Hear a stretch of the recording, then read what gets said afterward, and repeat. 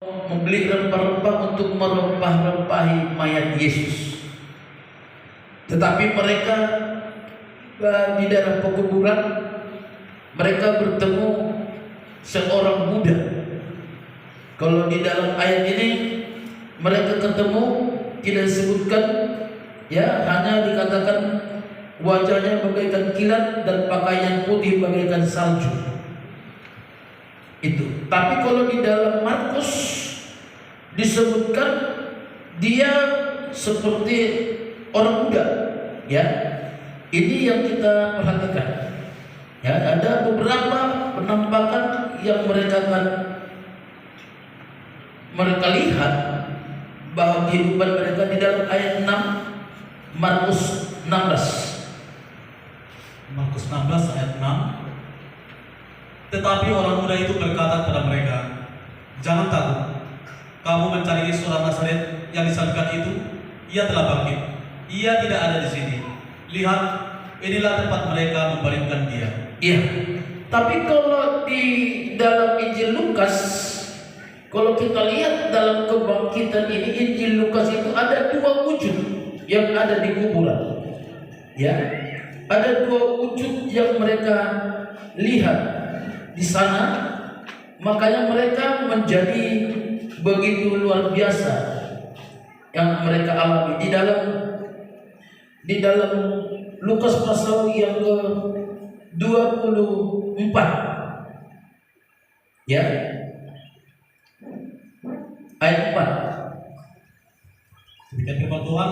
Sementara mereka berdiri termangu-mangu karena hal itu, tiba-tiba ada dua orang berdiri dekat mereka memakai pakaian yang berkilau-kilauan. Iya. Jadi semua itu menunjukkan bagaimana Tuhan yang mau menyatakan kuasanya bagi setiap orang. Karena ini pola pandang yang berbeda. Markus adalah sebagai hamba, ya, Lukas adalah sebagai manusia, Yesus sebagai manusia, dan Matius adalah Yesus sebagai anak raja. Tentu pola pandang yang sangat berbeda. Tetapi kita lihat kuasa kebangkitan ini tidak akan pernah bisa pudar walaupun dalam pola pandang yang berbeda. Di dalam Matius dikatakan mereka memiliki malaikat itu memakai baju berkilau-kilauan, tidak bisa dilihat. Tetapi di dalam Markus katakan seorang pemuda, orang muda. Tetapi di dalam Lukas ada dua wujud orang yang memakai pakaian yang berkilau. Ini adalah penunjuk bagaimana sebenarnya Tuhan mau menyatakan pribadinya kepada gerejanya pada hari jaman ini. Dan kita lihat dalam suasana kebangkitan ada beberapa hal yang kita perhatikan di dalam ayat ini. Di dalam kembali dalam Matius pasal yang ke-28, ya, di sana terjadi suatu kejadian yang aneh. Ayat 2. Maka terjadi lagi gempa bumi yang hebat, sebab seorang malaikat Tuhan turun dari langit dan datang ke batu itu dan menggulingkannya lalu duduk di atasnya. Iya. Ini harus kita perhatikan. Kejadian yang hebat ketika Yesus bangkit dari antara orang mati, beda dengan ketika Yesus mati di kayu salib pada jam 3 sore. Ketika Yesus mati menghembuskan napas terakhir, dunia ini, bumi ini gelap, tanda perkabungan. Tetapi ketika Yesus bangkit dari antara orang mati, ada terjadi tragedi yang begitu terjadi, yaitu gempa yang menggoncang dunia ini. Gempa itu adalah goncangan. Makanya kita lihat berkat yang kita miliki dalam suasana kebangkitan adalah goncangan atau gempa yang menggoncang kehidupan kita, supaya semua orang atau dunia melihat betapa luar biasanya, betapa dahsyatnya Tuhan di dalam kehidupan kita. Goncangan itu yang akan mengalahkan segala maut. Kenapa? Dalam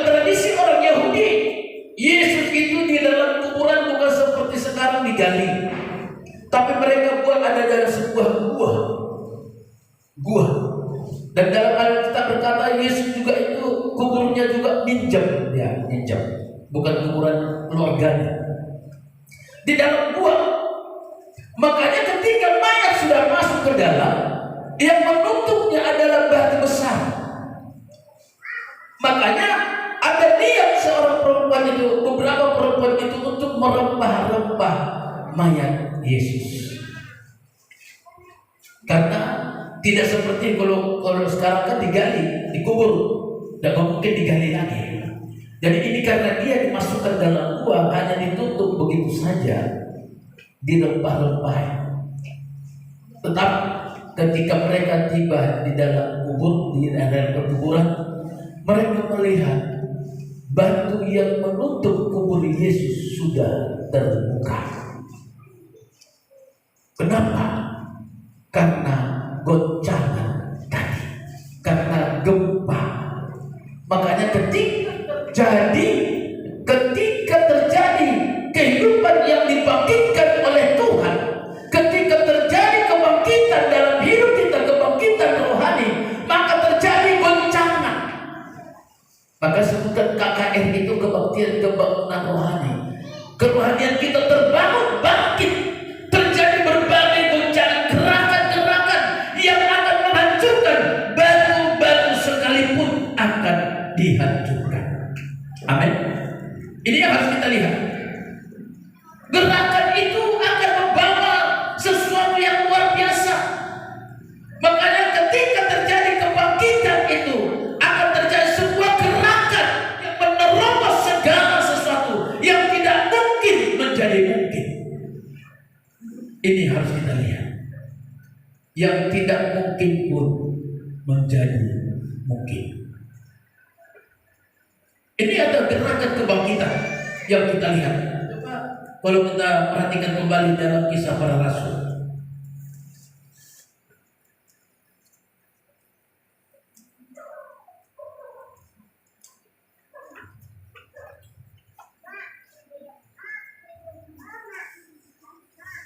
Karena kita lihat bagaimana kekuatan dan kemenangan yang diberikan oleh Tuhan di dalam setiap kehidupan kita hari-hari ini, bahwa ada gerakan yang begitu luar biasa terjadi dalam setiap pribadi kita, ya.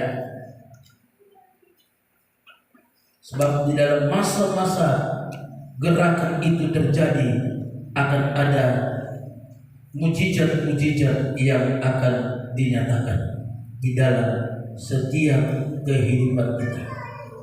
Ini akan kita perhatikan. Coba dalam Kisah Rasul pasal yang kedua, ayatnya yang ke-15 sampai dengan ayat yang ke-21. Demikian firman Tuhan. Orang-orang ini tidak mabuk seperti yang kamu sangka, karena hari baru pukul 9. Tetapi itulah yang difirmankan Allah dengan perantara Nabi Yoel.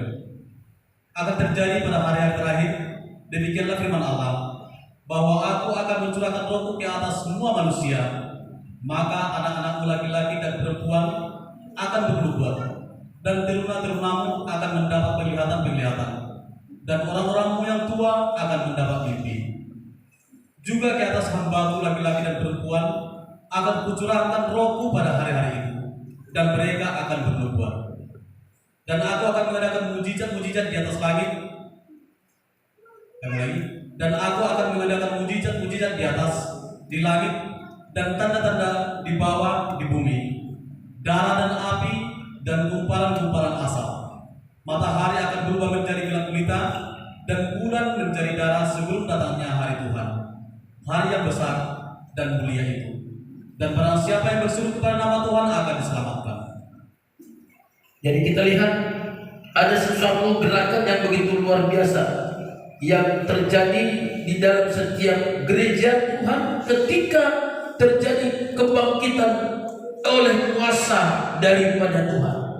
Di sana akan terjadi katakan demikian firman Tuhan, bahwa aku akan mencurahkan rohku ke atas semua manusia, maka anak-anak laki-laki dan perempuan akan bernubuat.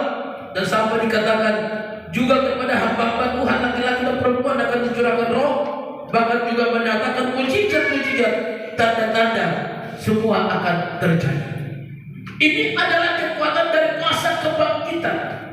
Karena pernah juga berkata bahwa ketika mereka belum mengenal siapa Tuhan itu, mereka begitu hidup di dalam penderitaan. Tetapi ketika mereka menerima kuasa ini, maka ada goncangan. Maka ketika Yesus bangkit dari antara orang mati, goncangan itu ada.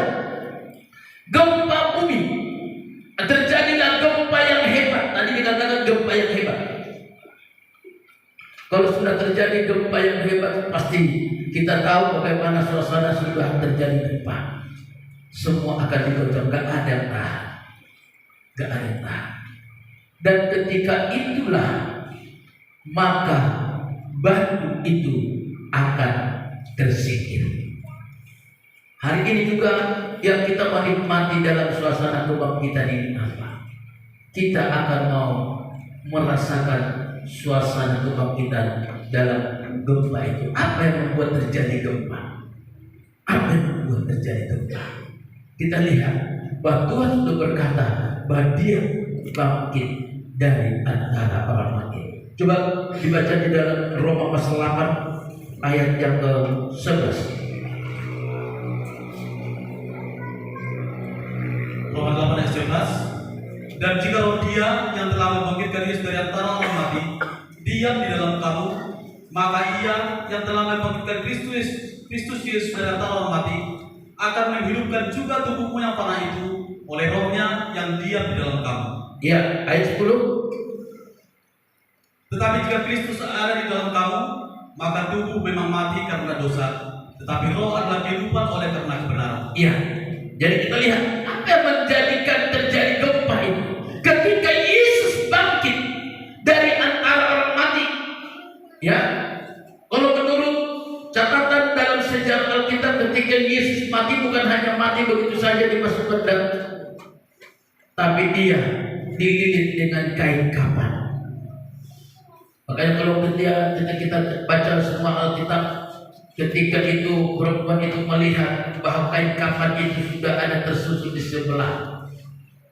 Kain kafan itu bukan hanya sekedar itu ada dililit, semua tubuh ini diikat. Ya, hanya yang nampak itu adalah mata saja yang tidak tertutup. Tapi kok bisa sampai terbuka? Kenapa? Bahkan katakan kaki Yesus juga diikat. Tapi sudah juga sampai kaki itu juga bisa terbuka.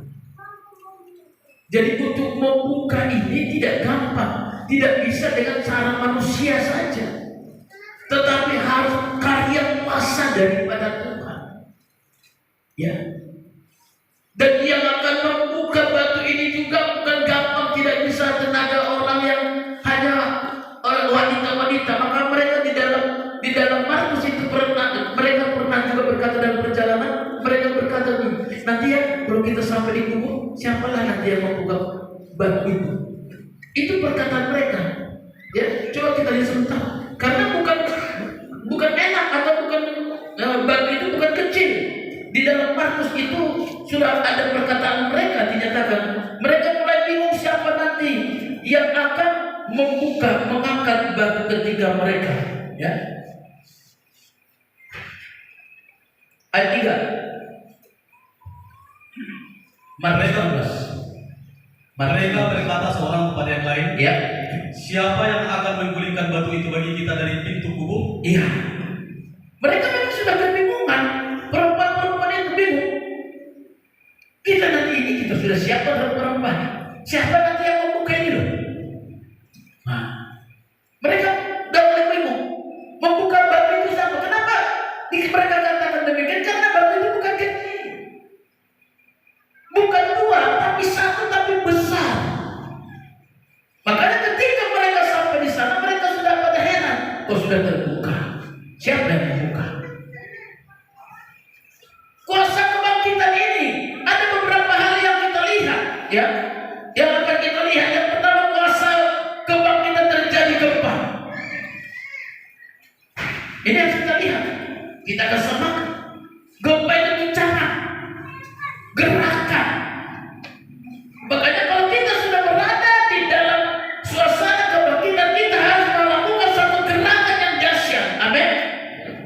Amin. Harus ada gerakan, harus ada sesuatu terobosan yang dikerjakan oleh gereja. Karena banyak orang sekarang kalau ibadah dalam suasana kebangkitan kematian Natal hanya sebagai formalitas, nggak ada faedahnya. Ya terima kuasa kebangkitan, kematian dia berdoa karena suasana kematian berkabung, berdoa menangis. Apa yang kita isi? Bukan menangisi dirinya karena banyak kekurangan, tidak, tetapi menangisi orang-orang yang sudah meninggal. Habis itu gak ada perubahan. Kita masuk dalam suasana kebangkitan, oke, mantap, tapi gak ada perubahan. Pulang dari gereja begitu saja. Masuk dalam suasana pencurahan Roh Kudus hari Pentakosta, kita semangat. Kebagian 10 malam nanti terus 10 malam ibadah. Habis itu gak ada lagu kelek. Ya, gak ada gerakan. Sampai kepada Natal nanti menghabiskan dana kita, gerakan hanya sebatas itu, tidak ada pertumbuhan. Tetapi kita harus mulai doakan, kita mulai praktekkan, kita mulai kerjakan dalam hidup. Dalam suasana kebangkitan ini ada suasana kemenangan yang harus mulai kita kerjakan dalam hidup kita. Amin.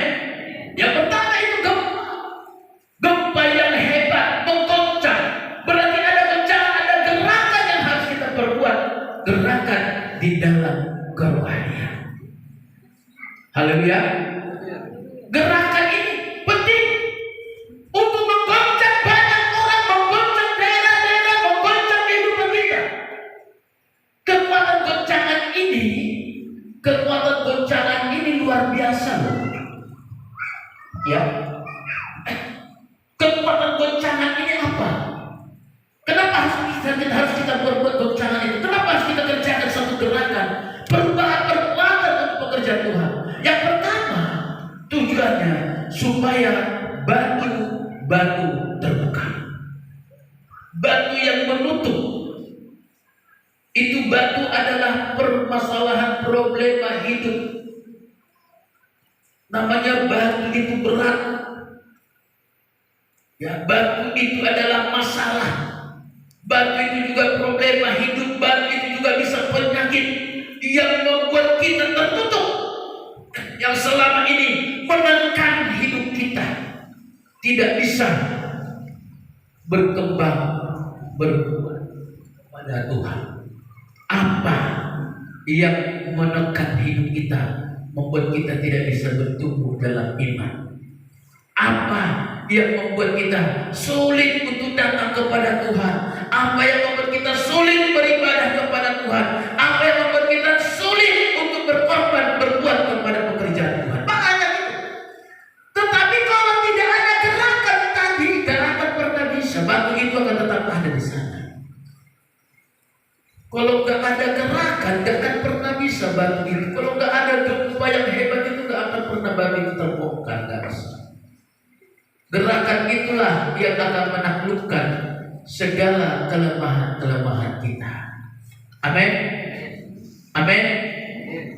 Amin. Harus ada. Kita tidak bisa tinggal diam untuk melihat penonton, kan? Kita nggak boleh hanya penonton, tapi kita harus mengambil bagian di dalam segala pekerjaan. Kemarin saya sudah katakan buat Bapak, itu jemaat di Makedonia, orang yang miskin, dalam penuh tekanan, berat, penderitaan yang berat, tapi mereka tidak mau hidup dalam tekanan yang berat, dalam miskin. Mereka mendesak Paulus untuk mereka bisa berbuat. Kami harus mendapat bagian dalam pekerjaan pelayanan kasih. Mereka bergerak, walau miskin, walau menderita berat, tapi mereka mau bergerak karena saat mereka lakukan gerakan itulah mereka terbebas dari penderitaan, mereka terbebas dari roh kemiskinan itu. Kenapa kita seringkali mengalami hal itu? Kita tetap ditekan dalam kemiskinan, ya, nggak mau bergerak, maka terus miskin. Apalagi kita orang Batak kan miskinnya terus, fokus. Sampai 100 juta hepingnya di belakang fokus, miskin. Aduh, bagaimana makal keping kami, sepulang keping. Oh, habis pak, susah dong. Sampai bulan 12 nanti semua borong-borong, kayak borong-borong. Nggak tahu tuh, sampai sahur nggak ada. Uang banyak ini begini. Padahal tanya seminggu lagi, pulangnya apa? Pulang. Mengerental mobil, uang nggak ada, tapi mengerental mobil ada. Makanya kita selalu dalam tekanan penderitaan, tekanan kemiskinan. Ya, kenapa? Karena kita nggak bisa berbuat loh. Kita sudah senang. Banyak orang sekarang gereja yang senang kalau dia sebagai penonton. Saya sudah banyak melihat jemaat yang bangga, membanggakan gerejanya, membanggakan pendetanya. Wah, kan luar biasa gereja kami besar. Begitu luar biasa, memang pintar pendeta kami mencari dana. Maka bangunan kami ini dari sana. Banyaklah kami bisa mengeluarkan dana. Bangga dia kalau mengeluarkan dana. Tapi ingat, ketika kita hanya seperti itu, jangan harapkan kita bisa mendapatkan kuasa daripada Allah. Orang yang tidak mau berbuat, sedangkan ular. Ada lubang ular? Ada lubang ular? Orang berkata ada? Ada lubang ular. Lubang dulu. Padahal ular tidak pernah membuat lubang. Tikus yang membuat lubang, tapi dia berusaha memakan tikus. Ketika tikusnya sudah dimakan, dialah berkuasa di lubang itu. Disebut oranglah lubang ular. Sedangkan ular nggak tahu membuat lubang. Dia berusaha bergerak supaya dia punya lubang dengan cara diperdayalah tikus, dibiarkan tikus membuat lubang dulu. Udah aman, datanglah dia tikusnya dimakan. Tinggallah dia di sana. Di sana dia bertelur. Di sana dia aman. Maka seorang ada lubang ular itu loh. Ya. Ular nggak pernah buat lubang. Dia aja berusaha bergerak, membuat gerakan. Apalagi kita. Makanya dalam suasana kebangkitan ini kita harus melakukan sebuah gerakan yang luar biasa dalam pekerjaan Tuhan. Amin. Amin. Amin. Haleluya. Kita tak boleh tinggal diam loh. Ingat, orang Makedonia orang yang miskin. Orang Makedonia adalah orang penuh dalam penderitaan. Tapi mereka tidak mau tinggal diam. Mereka mendesak Paulus supaya mereka mengambil bagian di dalam pekerjaan pelayanan Tuhan, mendukung setiap orang-orang kudus. Gak mau diam. Maka lihat orang-orang yang selalu suka diam, tidak mau berbuat. Ya, walau uangnya banyak, penderitaannya lebih banyak. Walaupun uangnya banyak, selalu dia berkata miskin. Miskin. Ini harus kita ubah dalam hidup kita ini. Kenapa? Karena kalau tidak ada gerakan ini, pertama batu itu tidak akan pernah terguling. Problema, masalah apapun, tekanan apapun dalam hidup kita ini tidak akan pernah. Pikiran kita ini tertutup. Pikiran kita akan tetap menjadi pemikiran yang sangat picik, pendek. Kan banyak itu. Padahal kalau kita berkata dalam Roma pasal 12 ayat kedua, jangan serupa dengan dunia, harus ada pembaharuan dalam akal budi, pola pikir. Pikiran kita harus luas. Ya. Tapi banyak anak-anak tua gereja yang selalu memiliki pola pikir yang sangat licik, yang sangat pendek, tidak luas. Makanya kehidupan kita ya seperti itu aja. Tidak ada perubahan. Ini yang harus kita lihat. Makanya dalam suasana kebangkitan ini, kita akan bisa mendapatkan sebuah kemenangan yang datangnya dari Tuhan. Amin. Amin. Ini harus kita lihat. Kenapa? Karena ketika kita mendapatkan hal itu, maka kehidupan kita akan memiliki sesuatu yang sangat luar biasa di dalam setiap pribadi kita. Ini harus kita dapatkan, sebab kalau kita sudah ada ini, kita akan berada di dalam kemenangan, kita akan mendapatkan kekuatan yang daripada Tuhan dalam setiap kehidupan kita. Karena itulah kita hari ini datang, supaya kita juga mendapatkan sebuah kemenangan yang dapat datangnya dari Tuhan. Sebab itu kita harus mulai, ini harus kita lihat. Coba kedua, dalam Lukas pasal 24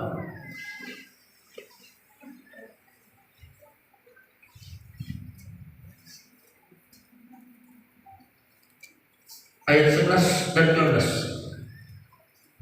Demikian firman Tuhan. Tetapi bagi mereka perkataan itu seakan-akan omong kosong, dan mereka tidak percaya pada perempuan-perempuan itu. Sungguh pun demikian Petrus bangun, lalu cepat-cepat pergi ke kubur itu. Ketika ia menjenguk ke dalam, ia melihat hanya kain kafan saja. Lalu ia pergi dan ia bertanya dalam hatinya, apa yang kiranya telah terjadi. Iya, perhatikan ini. Ketika dia pergi, dia melihat ada di dalamnya hanya kain kafan saja. Ini kain kafan saja yang ada di dalam kubur itu. Makanya mereka mulai, bagaimana sebenarnya hal ini akan bisa tetap terjadi? Kok sampai ada hanya kain kafan? Ini yang harus kita lihat. Makanya kita harus perhatikan bagaimana kain kafan itu bisa tinggal ada di dalam, terlepas. Maka kita lihat kedua, berkat di dalam kebangkitan, bahwa melepaskan kain kafan dari tubuh Yesus. Apa itu kain kafan? Kain kafan itu adalah ikatan daging yang mengikat kehidupan kita, membuat kita sampai mengalami sesuatu kematian, sampai mengalami kematian kerohanian kita. Ini banyak orang sudah hari ini sampai dia mengalami kematian dalam Quran. Dalam Yohanes pasal 20, coba baca ayat 5 dan sampai 7, 5, 6 dan 7. Demikian firman Tuhan. Ia menjenguk ke dalam dan melihat kain kafan terletak di tanah, akan tetapi ia tidak masuk ke dalam. Maka datanglah Simon Petrus juga menyusul dia dan masuk ke dalam kubur itu. Ia melihat kain kafan terletak di tanah, sedang kain peluh yang tadinya ada di kepala Yesus tidak terletak dekat kain kafan itu, tetapi agak di samping di tempat yang lain dan sudah tertutup. Iya. Jadi kain kafan terletak di tanah, terlepas. Kain kafan itu adalah penutup tubuh mayat. Biasa kain kafan itu warnanya putih, padahal dibungkus putih. Bungkusnya putih, tapi di dalam apa? Mayat. Inilah yang dimaksudkan dengan kemunafikan. Orang yang seringkali hidup kita, kemunafikan itu banyak orang nggak sadar loh. Sama dengan orang munafik itu dengan orang yaitu memiliki kebenaran diri sendiri. Kemunafikan itu adalah fokus kepada diri. Jadi tolak ukurnya hidupnya. Jadi semua orang salah. Itu yang munafik. Tadi dalam media sosial ada saya baca cerita antara ikan dan kura-kura. Mungkin ada yang membaca. Ikan dan kura-kura. Ikan berkata, kura-kura, kenapa kalau ada masalah kau ke cangkangmu itu? Kau selalu berontok, bersembunyi. Kok ada apa? Semua orang-orang sudah mencibirkan kamu. Semua orang pada sudah menerormu. Sudah pada semua orang mengatakan, kok ada masalah sama kamu? Kok langsung kau masuk kau bersembunyi kau di dalam kamu itu? Kenapa? Sehingga kura-kura berkata, Ya, apa salahnya? Apakah saya harus lebih penting mendengarkan kata orang? Apakah harus saya lebih memperdulikan kata orang daripada saya mencari anak? Karena melihat mendengar kata orang, berapalah usia? Adakah seperti kami usia pura-pura sampai berapa tahun? Sampai berapa tahun bisa dapat usia pura-pura? Halo, ada sekolah? Hah? Berapa tahun bisa sampai usia pura-pura?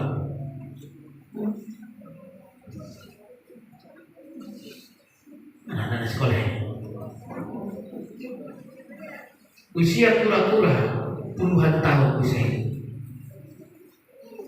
Ikan berapa tahun? Malah 10 tahun notabene. Tapi dalam sejarah kura-kura bisa mencapai hampir ratusan tahun ya usia. Ada pernah saya baca kura-kura usianya 230 tahun. Jadi usia kura-kura panjang.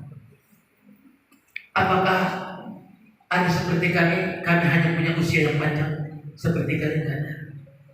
Karena banyak orang sekarang pusing dia dengan masalah orang lain, tidak pernah memikirkan dirinya. Repot dia masalah orang lain, berbicara kepada orang lain, membicarakan orang lain, tapi dia tidak pernah mengingat dirinya. Maka banyak orang stres.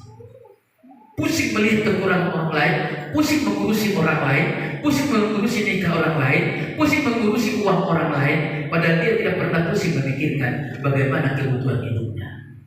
Kami ketika ada masalah kami mau ngaku aman, kami tinggal diam aja di rumah kami, maka kami punya usia yang panjang. Hari ini banyak orang pusing. Banyak orang pusing, stres, bukan karena dia, tapi memikirkan orang lain, memikirkan uang orang lain yang banyak dia hitung-hitung. Tiap malam menghitung uang orang lain. Saya dia naiknya pihalakannya. Wah udah banyak lain uangnya lah. Lahannya 20 hektar.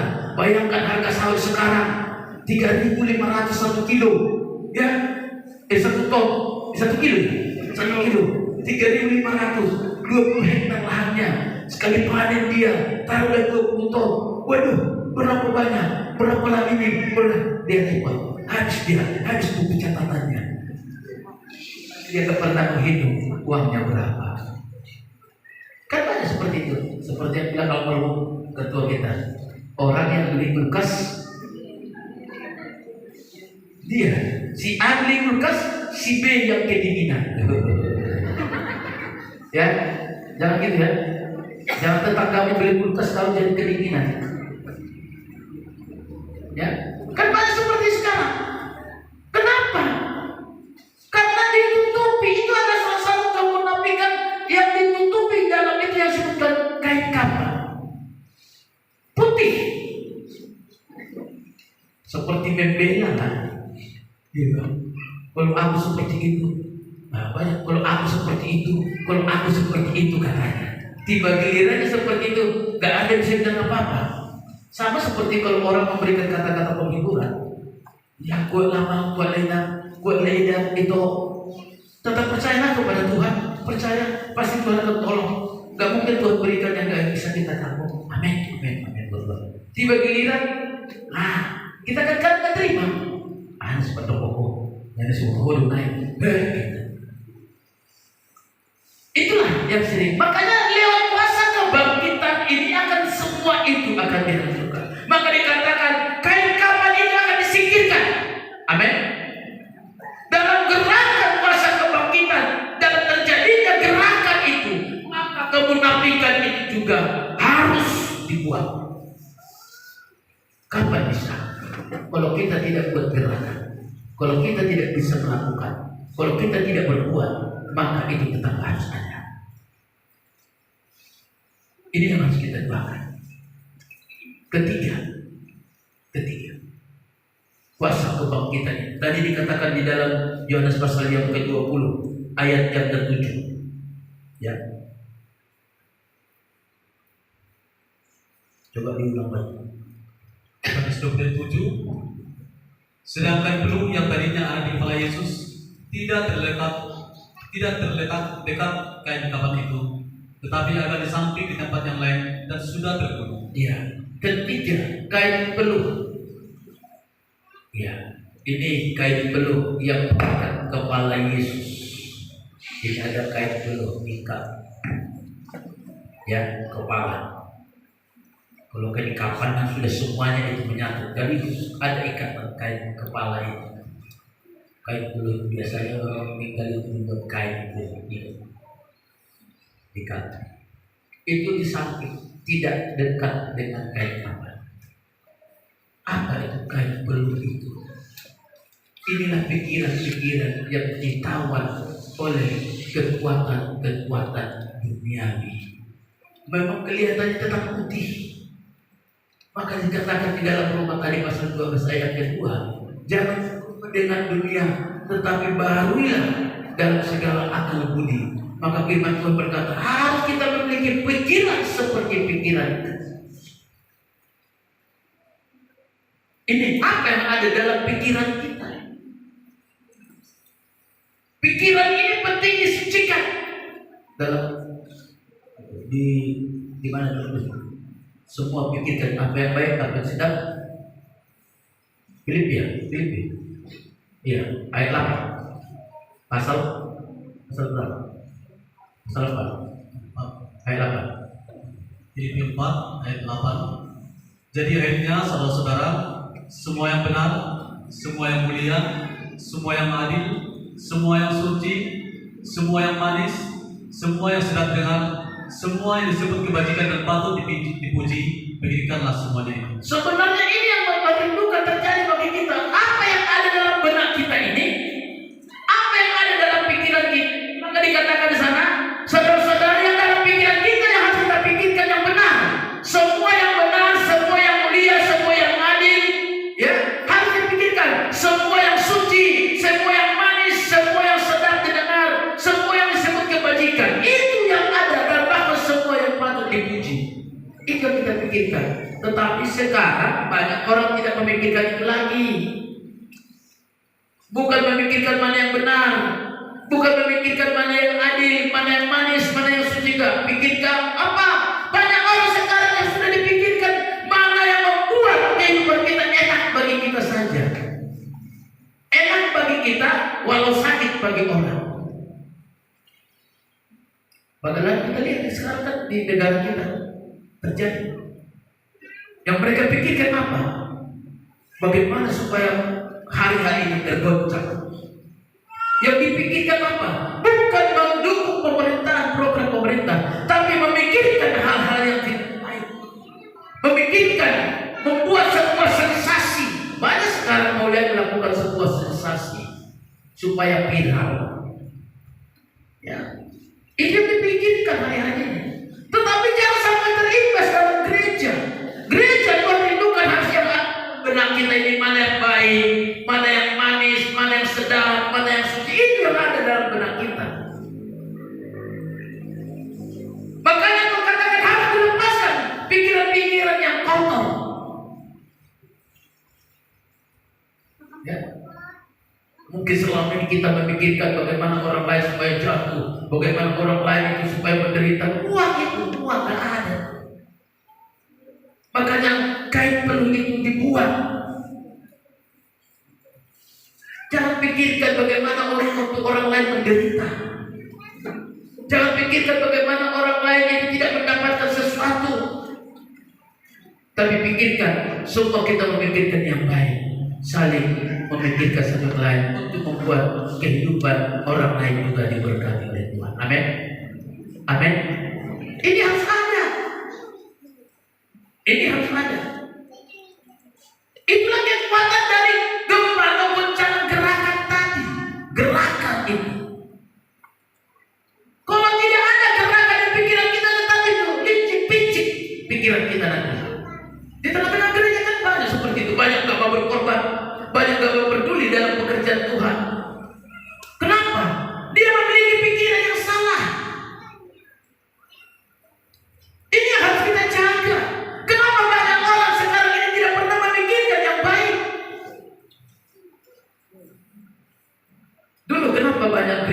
apalagi kita di orang Batak, sulit pendetanya makan. Makanya dulu tuh kata pendeta itu memang serba salah. Baju baru salah, nggak pakai baju baru itu salah. Ketika baju baru, inilah pendeta gitu tuh. Pokoknya uang aja dipikirkan. Pantas untuk dibuat banyak ibadah biar ada banyak uangnya. Kalau nggak ganti baju, inilah kita pendeta kita kan nggak ada doa, nggak pernah berdoa toh. Mana bisa beli baju? Serba salah. Dulu salah, berdiri salah. Ya, dulu bukan sekarang. Dulu saya bertanya, karena di kampung kami dulu orang Pentakosta seperti itu, maka saya kepada Pentakosta dulu. Ya, beli sepeda, bukan Honda, sepeda. Kalau sempat tuh Riana beli sepeda, nggak boleh curiga. Dari mana itu? Cobalah. Dari mana dia bisa beli sepeda? Kalau nggak durung-durung itu diambilnya itu. Kalau nggak, saya yakin pasti kas gereja dimakannya. Makanya lihat nanti banyak dari pengeluaran itu. Aduh, ampunilah mereka. Ya. Ada banyak orang. Itu adalah pikiran yang tidak pernah mati. Pikiran yang picik. Ya. Tetapi kita berdoa, ketika kalau itu dibuka, maka kita bangga. Saya bangga. Kalau pendeta-pendeta itu dulu, kepala saya dulu, ya, walau saya hanya makan-makan gaji, kepala saya beli mobil. Saya bangga. Pendeta kami punya mobil. Saya bangga pendeta dulu punya mobil. Walau itu kijam apa yang dibeli, kijam camat, petak, seket. Ya. Ini, saya lagi mobil kita. Ya Allah, semangat. Bangga. Aku sedang peduli. Tak pernah tuh peduli. Ada hujahnya. Itu yang pakai kalau pelayan bisa seperti kalau adik ibadah. Saya bangga. Kalau saya cerita punya cerita saya dan punya dulu. Ada kijak petaknya. Istrinya guru. Ya, istrinya guru. Saya sudah merasa bangga. Tapi tak terus ini. Bangga ke pendeta punya mobil. Karena kalau pikiran itu tidak bagus, kalau kita punya pikiran tidak bagus, susah loh. Serba salah. Kenapa? Saya tetap mana tahu ada pula. Sampai ke sana firman ini. Kecurigaan selama ini pendeta. Dari mana uang yang terus jalan ke sana kemari? Kau usah tanya dari mana? Tuhan itu aja kuncinya. Amin. Amin. Amin. Makanya diberkati Tuhan. Lihat kalau orang kenapa selalu orang-orang Chinese itu diberkati Tuhan. Mereka nggak punya pemikiran yang picik itu. Apalagi kepada pimpinan, kepada dewanya yang tidak kenal. Mereka yang selalu berikan yang terbaik. Apalagi sudah mengenal Tuhan. Ya. Saya selalu katakan itu. Kalau sedang hamba Tuhan, sedangkan orang tua, walaupun dia tidak hamba Tuhan, orang tua menikmati hidup, punya fasilitas, saya bangga. Saya katakan terima kasih. Saya selalu melihat apa. Kenapa? Di masa tua engkau bisa menikmati berkat ini. Iya kan? Masa terus dari mulai nikah terus sampai umur sampai meninggal gak bisa nikmati. Maka orang-orang matilah hidup itu. Amin. Jangan hanya pikirkan itu anakmu saja. Haleluya, orang tua. Saya no. Kamu orang tua. Lagi, sama mustahil. Itu lalu harus saya berlebar itu dari itu. Aku dan lagi itu. Kadang-kadang kita orang tua kan fokus kita memikirkan anak, tapi anak tidak pernah memikirkan kita loh. Selalu pak. Itu jadinya. Akhirnya kita pak, dia ini lagi dia udah mau. Ya, aku kemarin saya bilang sama tulang si pengaruh tuhur dan dari tulang muda lu jauh saya bandingkan betul untuk dipakai nikmati hidup ini. Kalau memikirkan anak, pernah tak siap kita memikirkan anak? Tunggu dulu mangoli, sudah mangoli, berhenti tak kalau memikirkan anak sudah menikah? Itu besar kita tahu kalau sudah menikah anaknya juga ya, kebetulan ada. Udah berhenti apa memikirkan anak sudah menikah? Berhenti? Enggak kan? Enggak ada pernah berhenti. Mungkin aku sih tahu atau berpikir aku kulit, telepon, asal aku pikir aku benar. Apalagi pikir hokus soalnya rumah tangga lain. Orang sih bohong, mama sok bohong mungkin. Tak bisa bebas, ya kan? Tak bebas, bohong bayar kan? Belum sih. Ya kita belum bohong punya masih di bawah, terus belum kotinya. Ya, apa lagi? Makanya kan ada hidup itu berhenti atau selesai. Kenapa? Kalau kita tidak memiliki pemikiran yang jernih, tidak memikirkan apa yang benar, apa yang sedap, apa yang mulia, apa yang suci, apa yang dapat dipuji, ini akan membuat kita seringkali tidak bisa maju. Makanya banyak orang tidak bisa berbuat, dan inilah membuat banyak gereja tidak bisa berkembang. Walau dia ikuti ibadah-ibadah apapun, kalau tidak mau bergerak, tidak mau berbuat, tidak ada gerakan, goncangan, nggak akan pernah berubah itu, nggak akan pernah berubah. Ya, kami sudah rasakan. Salah satu contoh yang kami rasakan dulu kita punya mobil yang pertama yang silver. Insiden saya kami pulangkan itu 4.650 per bulan. 4.650 per bulan. Anak kita juga kali waktu itu 2.300 per bulan. 2.300 tambah 4.400, 600. Saya dia bang. Ada sonari berubah dengan saya. Begitu. Ketika insiden, saya tanya kepada istri bagaimana. Kalau hatiku sudah katakan ketika saya sudah insiden, ketika sudah berhenti berkat, maka kami pulangkan. Kami punya kita pelanggan aja daripada bayar nunggak terus kredit mobil. Kami tanya bengkel asuransi berapa kena 120 juta. Wih, lumayan. Udah pulangkan. Ya pulangkan dengan nol, nggak ada apa-apa, hilang semua. Dengan prinsip 4.650 nggak pernah menunggakkan. Satu hari pun nggak pernah menunggakkan. Sebelum jatuh tempo sudah terbayar. Berarti kalau berhenti bisa nabung, ya kan? Bisa nabung. Akhirnya mungkin beberapa bulan ke depan kita sudah bisa beli apel lagi yang baru dengan DP yang agak lumayan. Karena saya tanya orang dialet, ada nggak cacat nama kami? Kalau saya pulangkan, nggak ada pak, karena masalah seperti ini, insiden atau jatuh ke jurang itu ada masalah. Nama tetap baik. Kapan bapak ngambil bisa? Oh, begitu mana? Ya, berarti bisa nabung 600 per bulan.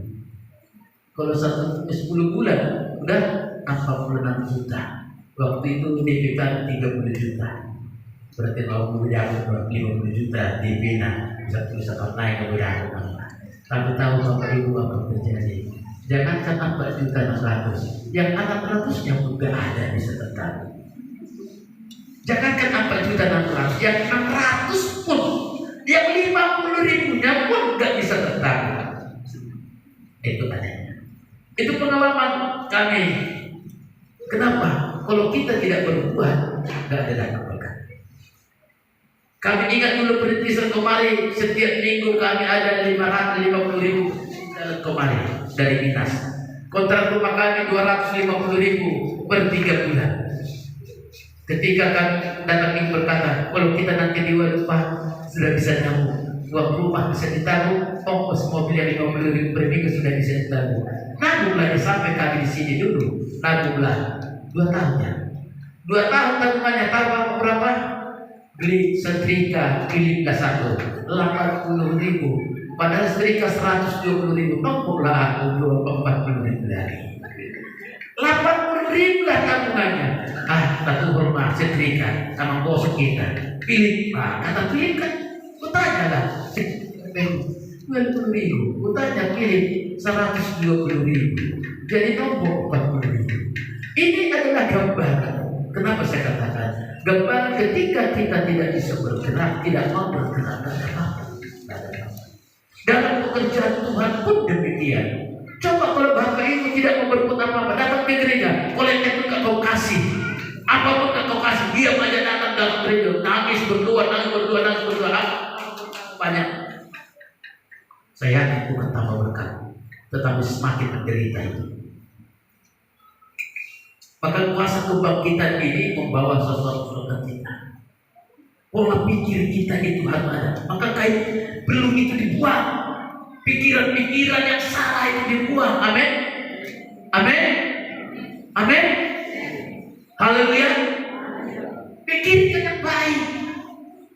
Gak usah pikirkan bagaimana rasa curiga apalagi kepada pimpinan kita. Ya, kecuali kalau keuangan kita diambilnya ya bisa. Ini penting aja bagi kita. Ketika kita mulai melakukan itu, maka berkat itu akan mengalir loh. Berkat itu akan mengalir. Haleluya. Haleluya. Amin. Maka selalu katakan, mari kita akan mulai pikirkan yang terbaik. Ya, yang terbaik. Bagaimana supaya kita memiliki pemikiran yang baik yang dapat dipuji. Makanya saya katakan apa yang kita perbuat itu karena Tuhan dan untuk Tuhan. Sampai kepada perpuluhan itu juga jangan kau mengembalikan milik Tuhan perpuluhan itu karena pendeta enggak. Bukan. Itu harus karena Tuhan.